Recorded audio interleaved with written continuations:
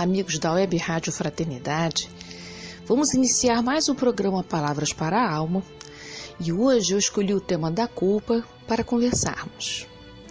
Vez por outra esse tema aparece em nossas vidas, né?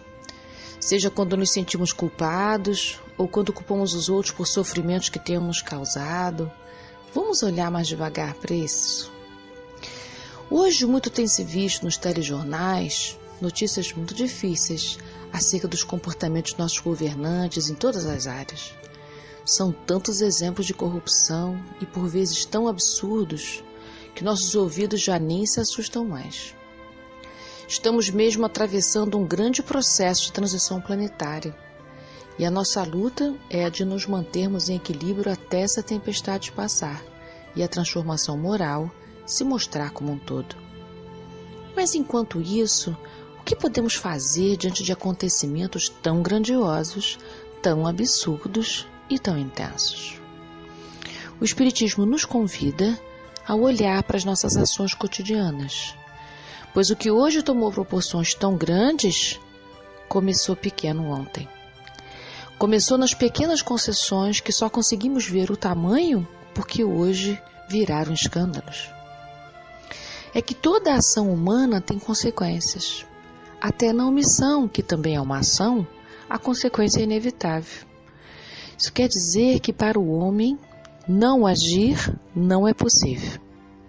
Nós somos irremediavelmente corresponsáveis pelo modo como a nossa vida é. Pois escrevemos juntos com os outros a nossa biografia, a nossa história reencarnatória. A filósofa alemã Hannah Arendt afirma que nossos atos são ao mesmo tempo imprevisíveis e irreversíveis. São imprevisíveis porque, embora possamos planejar nossos passos, nós não sabemos e nem podemos controlar a repercussão deles nas pessoas que nos cercam. Por exemplo, se resolvemos passar a falar para as pessoas o que pensamos, nem sempre seremos bem compreendidos. Podemos até ser visto como exagerado, dramático, ou podemos ofender alguém sem ter desejado isso. Outras vezes podemos tocar muito forte alguém com a nossa palavra e assim mudar positivamente a vida de alguém sem nunca nos ter dado conta disso. Perceber essa imprevisibilidade pode nos assustar e até nos convocar para uma paralisação, ou então pode nos ajudar a cuidar mais dos nossos atos. Também são irreversíveis os atos humanos, porque cada segundo da nossa vida jamais volta. E assim, o tempo leva consigo cada gesto nosso. Não podemos voltar o tempo e não ter agido como a gente agiu. Isso nos torna necessariamente coautores dos julgamentos alheios, porque nenhum julgamento do outro surge do nada, embora possa estar totalmente equivocado muitas vezes. Então, é justamente pela nossa impossibilidade de parar de agir e das nossas ações serem imprevisíveis e irreversíveis que o sentimento de culpa pode aparecer. Porque aos nossos olhos sempre poderíamos ter agido de uma maneira diferente da ação que nós consideramos equivocada. Porque podemos entristecer ao ver os caminhos que a nossa ação gerou.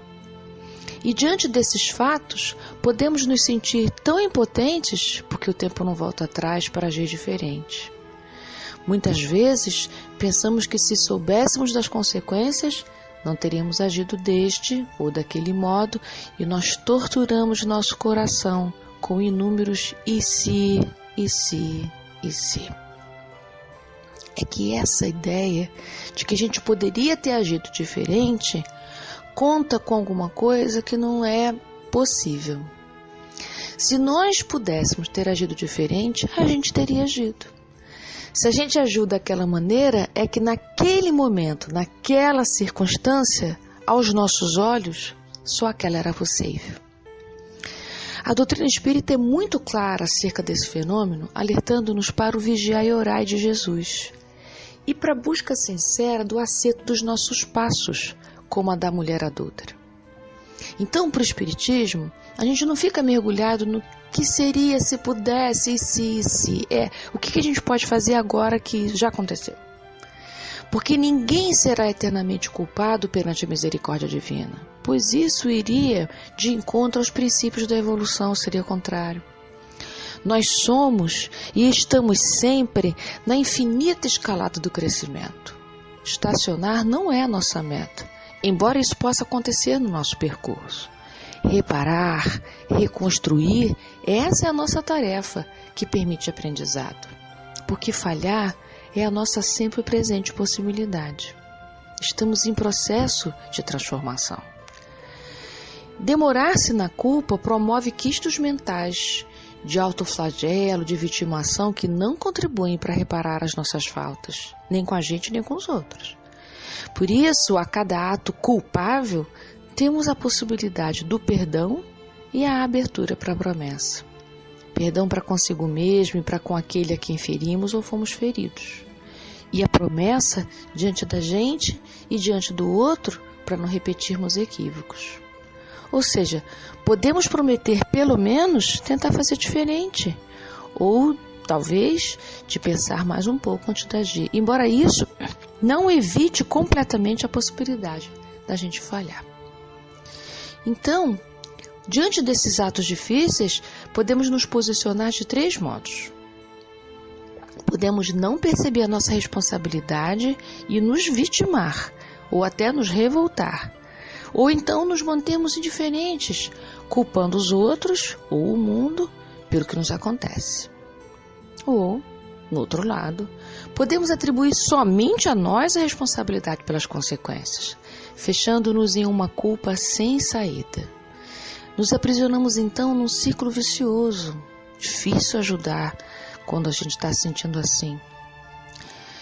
E o terceiro movimento possível, podemos perceber o âmbito da nossa ação, perceber a responsabilidade do outro e cuidar da nossa parte.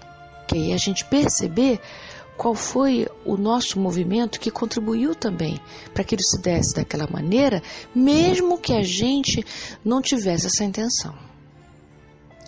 Então, o conhecimento é a saída que a doutrina nos oferece como campo de ajuste.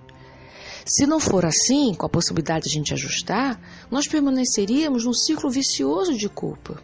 Isso é um quadro de ignorância, emocional. Quando o Espiritismo fala de conhecimento, está se referindo não só ao conhecimento das circunstâncias, mas ao conhecimento de si mesmo, que na questão 919 do Livro dos Espíritos, vamos ver o caminho que Santo Agostinho nos oferece para isso. Então, esse olhar para si mesmo de modo sincero, e principalmente na atmosfera da humildade, é o que permite a paz retornar ao nosso coração, porque equilibra. Emmanuel enfatiza essa necessidade afirmando que, quando estivermos culpados, torna-se necessária a presença da humildade viva para a conquista do equilíbrio vibratório. Ele fala isso no livro Pensamento e Vida, no capítulo 22. Mas o que seria essa humildade viva que esse autor fala? Eu creio que se trata de uma humildade que não é teórica, aquela que é só da fala, porque essa é morta. Acho que Emmanuel está se referindo à experiência da humildade quando estivermos neste exame de si mesmo. Essa humildade, além de se mostrar de modo vívido, nos vivifica.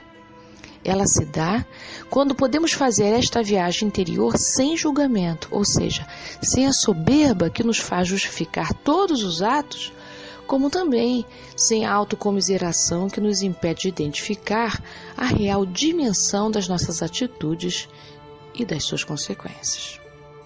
Um outro viés da culpa que eu gostaria de abordar aqui é quando nos sentimos em falta conosco mesmos, mas não por um ato cometido. É que a gente pode se sentir culpado por ainda não ter sido quem poderíamos ser. É quando temos uma noção muito particular de que estamos aquém de nós mesmos, que ainda nos falta nos dirigir aos nossos sonhos, que ainda nos falta nos dirigirmos às nossas promessas. Perceber isso pode nos fazer culpados porque nós nos sentimos devedores de nós mesmos, não tem nada a ver com os outros. Como nós somos espíritos de possibilidades, estamos sempre lançados à possibilidade de escolher. E sempre haverá um caminho que a gente não pôde trilhar, em detrimento de algum que a gente escolheu. Por não podermos escolher todos os caminhos numa única existência, por esta se dar em um tempo finito, sempre teremos a sensação de que temos muito a realizar. Precisamos é nos pôr a caminho, como dizem os índios norte-americanos Hopi em sua oração. Nós somos aqueles por quem estávamos esperando. Sendo assim, se nos dispusermos a realizar nossos sonhos e o fizermos de modo pleno, com nossos sentimentos sintonizados aos pensamentos e às ações, a chance de nos sentirmos em paz conosco mesmos e de nada nos faltar é inevitável e possível. Até o nosso próximo programa.